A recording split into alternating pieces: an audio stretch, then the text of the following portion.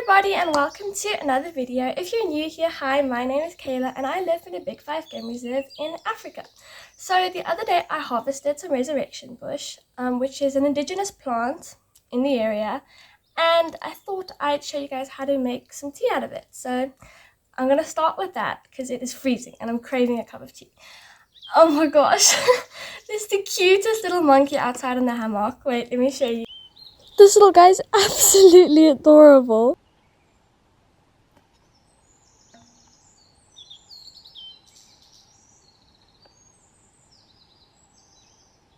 The baboons and monkeys love using our stuff. Just the other day, the baboons were busy jumping on the trampoline. Welcome back to the kitchen. I'm here with the green resurrection bush. It's called a resurrection bush because they can survive years without water. And then as soon as you give them water, they go all green. They've got a lot of health benefits and they're good They've got a lot of antioxidants. They're hydrating because they're in a lot of skincare products. They're used as spice and flavoring, and it helps with stress. I saw a bunch of other ones, but I didn't know which one not. So I'm gonna pass you over to past me so you guys can see when I was harvesting this. Look at this whole yarn stack. You can see why it's called that. In English translates to baboon tail, and well, it looks like a baboon tail. But what we're here for is the resurrection.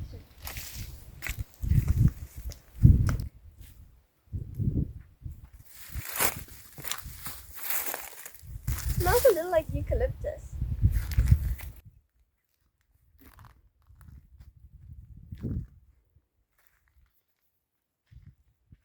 It looks dead now, but when you put this in water, it's going to be all vibrant and green.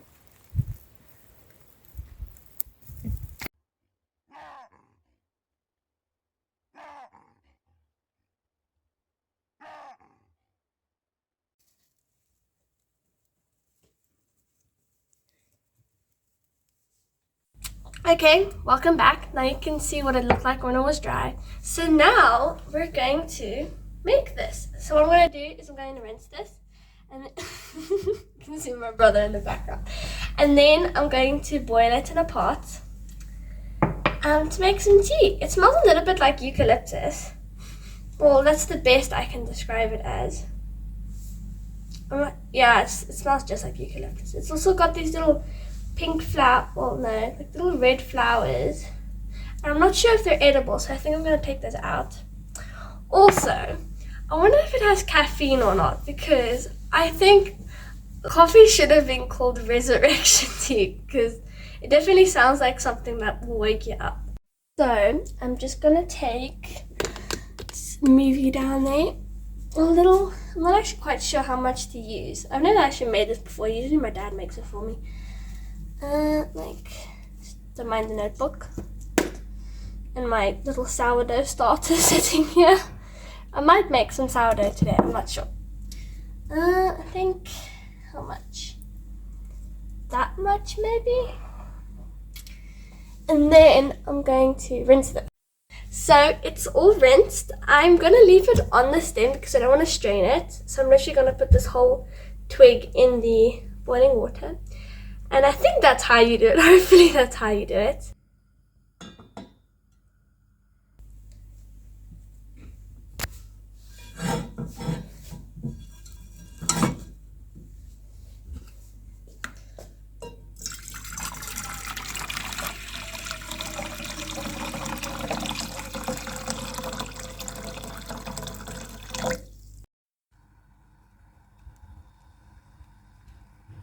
Now that it's simmering, it smells very strong, and I don't know how to describe it. I want to try and describe what it smells like to you guys, but the only thing I can come up with is Vicks. It smells like eucalyptus oil.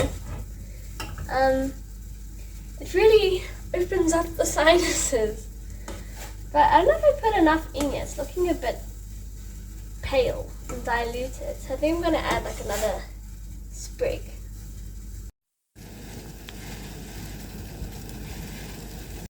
So I googled it, and apparently you're not actually supposed to simmer it, but I only simmered it for like a minute. So now I'm just going to let it seep and then we'll give it a taste.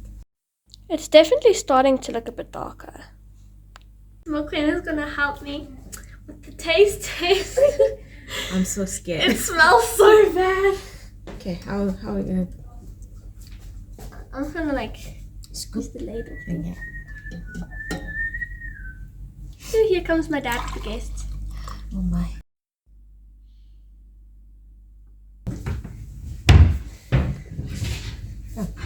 Is it bad? No, it doesn't taste like anything.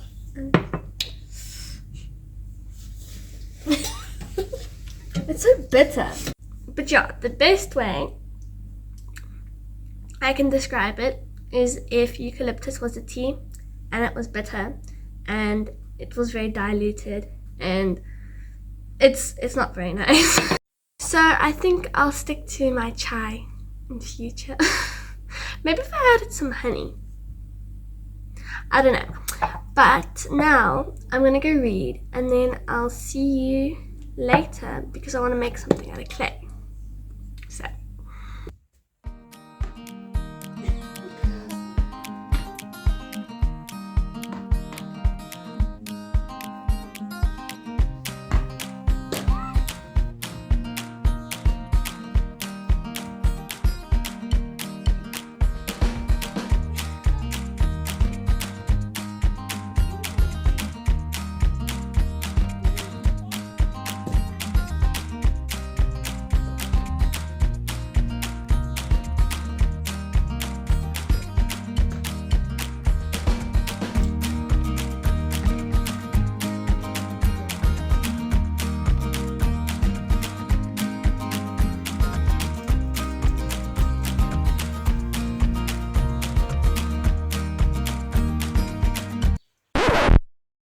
quick disclaimer, please don't try climbing your own roof at home. My brother isn't actually allowed to do this because it's obviously very dangerous. And yes, my parents did tell him off afterwards. He grew up climbing the tallest trees in the garden, but that doesn't necessarily mean it's always a good idea.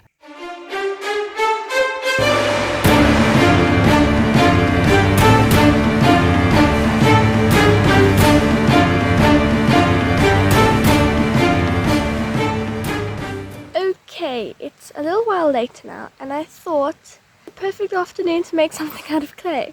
I haven't made anything out of clay for a while now. I just haven't been motivated to, but I really want to make a new incense holder because I do currently have one, but it makes a big mess, like the ash doesn't actually fall into it. So yeah, that's what I'm going to be doing. The reason I'm doing it here next to the river in the middle of nowhere is because I'm hoping that maybe some animals will pay us a visit.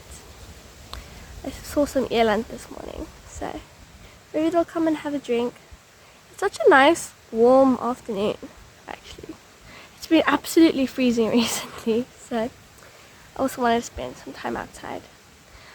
So the holder I want to make, it looks like a mushroom, and then basically the mushroom acts as kind of like a bowl for the ash to fall in. So yeah, you guys will see the end result. I'll put what it's supposed to look like on the screen.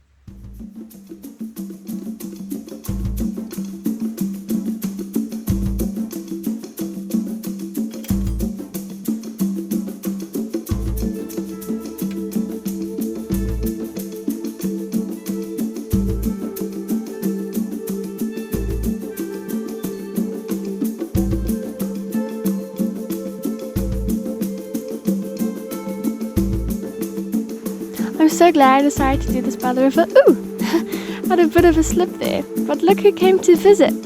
Okay, hopefully this guy doesn't completely fall into the water. He's struggling a little. Yeah, he made it. Come on, buddy. Oh, this guy's like, what are you guys on about? This is so easy.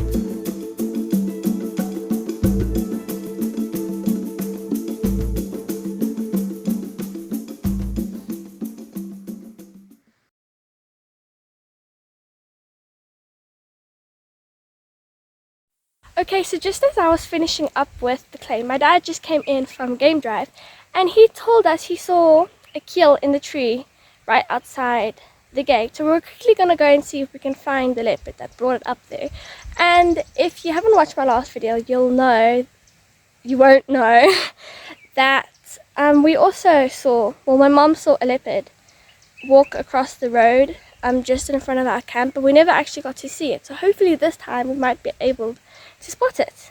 And then I'll show you the clay thing afterwards. So now we're quickly gonna go hop on the game drive vehicle. Yeah, I promise we don't see leopards every day. It's just a crazy coincidence that both times I happen to be vlogging, a leopard seems to be nearby. He was also saying that just around the camp he saw a very angry elephant bull, so maybe we'll see him. And what else? Buffalo. So maybe when we come back I'll go and look for the buffalo around the camp and I can show you guys.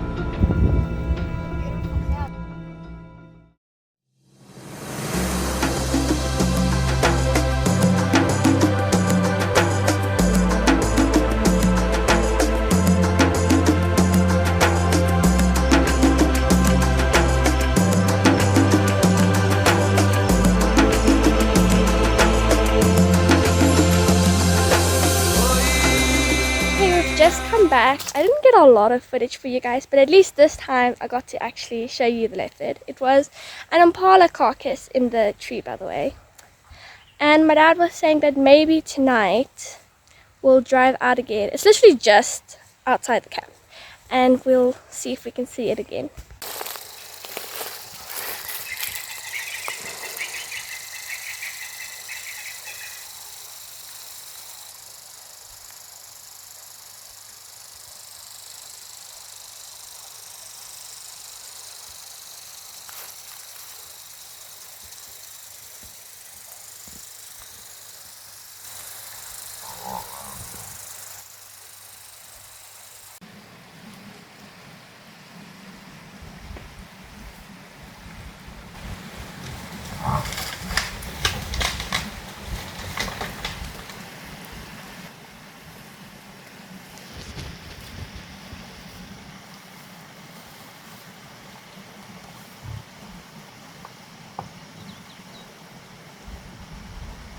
Welcome to the bedroom. Sorry about the background noise. It sounds like my grandpa also saw a leopard and my brother is playing outside with the monkeys, literally. But this is what it looks like. I wouldn't say it's my best work. I wouldn't say I've ever really been that great at clay. But this is where it's supposed to catch the ashes. And yeah, it's a cute little mushroom. Okay, welcome back to the kitchen. It's being featured quite a lot in today's video, but I'm actually filming this on Father's Day, so now I'm going to make a Father's Day brunch. We've already given him chocolates and biltong. If you're not South African and don't know what biltong is, the best way I can describe it is a lump of dried meat. If you come to South Africa, you'll often see meat hanging from the ceiling. I promise we're not crazy, it's actually quite nice. I'm just laughing at the monkeys outside the window. Wait, let me show you.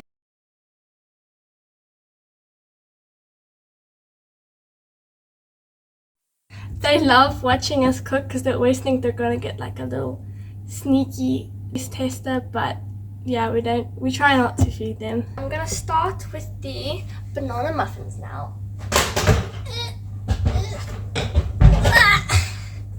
Meet the beautiful Lola. My last stand mixer was like this really, really old Kenwood. It weighed like a lot. You could barely hold it onto the table.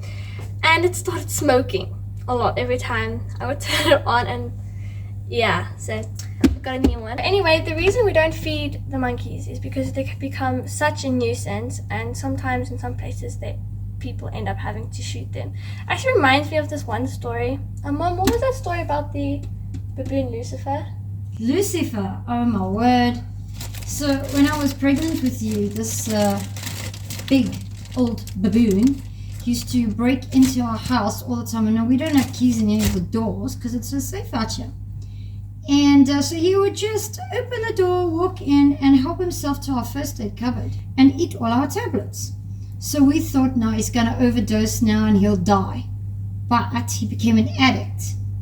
So almost every week he'd break in, steal all our tablets, and then disappear. And then one morning Dad found him in the garden, dead under a tree, and then we saw Sherry was really old. He had rotten teeth, and one tooth was just hanging. So you think it brought him relief? Yeah, so obviously reading our first aid box and eating all the painkillers brought him some relief for his toothache. Jonah, he died of old age. And if he didn't die, we probably would have had to take action because he was such a problem. So he could open the doors. Open the doors. On some occasions, he would raid the grocery cupboard, starting with the oil, knock it over, and then open the coffee and the sugar and the flour. The one day I came in, he was just a heap of stuff. And then when he saw me, he slipped in the oil and the food. He ran up the walls. Picture it. And on all the walls was this oil with sugar and coffee. And then he ran onto my bed and left a nice big warm smelly one. The white bed. So we weren't sad when Lucifer passed on. I see where he got his name. And I thought our monkeys were bad. Actually, the monkeys haven't broken for a while now. We've just finished cooking and we decided to go on a last minute game drive. Maybe we can see that leopard again. As you can see, I'm expecting it to be very cold. I've got a lot of layers on, but let's go see what we can find.